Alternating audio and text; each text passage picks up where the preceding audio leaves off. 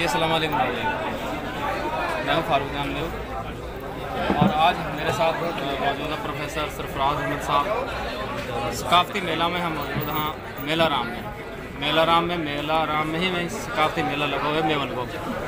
आज हम सरफराज भाई से पूछेंगे, ये जनरल सेक्रेटरी हैं अपना सदाई मेव फोरम का, इन्हें जो प्रोग्राम सजाया हुआ है इन्हें कहाँ सोच के सजाया हुआ है, आखिर इन्हें कुछ तो सोचा होगा कि इतना लोग इकट्ठा करा मेवन का इन्हें, और ये बहुत अच्छा प्रोग्राम सजाया हो, तो इनसे ही पूछना हम। जी अस्सलाम वालेकुम सर।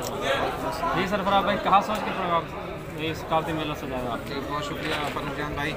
हमारो यह मेवाती सकाफ़ती मेला को मकसद ये आपसी भाईचारा को फ़रोग है, आपसी हमारी मोहब्बत को फ़रोग है। एक दूसरा हमारी जो नौजवान नस्ल है और हमारा दोस्त जो तो मेव सकाफ़त का और मेव कल्चर का हवाला सुन बताना, एक मेवन की जो तारीख़ है, मेवन की जो जद्दोजहद है जंग आज़ादी का से लेकर अब तक पाकिस्तान का बनन के हवाले से वो तमाम चीज़ें रोशनास करवाना। जैसे दूसरी बिरादरी एक दिन मनावा हाँ, तो हमारो भी मेव कल्चरल डे मनाने का मकसद यही है कि हमारी आने वाली नस्ल जो है वालों हम ये चीज़ें बता सका कि आपका बुजुर्गन ने हम लोगों ने कितनी कुर्बानी दी, और हमारी जो चीज़ है जो हमारी एक सकाफत चली आ रही है पहले से वो ताकि ख़त्म ना हो सके, और हमारा बच्चा ने वह चीज़ को पता हुए कि हम क्या चीज़ खान में हमारे कहा इस्तेमाल करता रहा, हमारी सकाफत कैसे रही और हम क्या चीज़ है।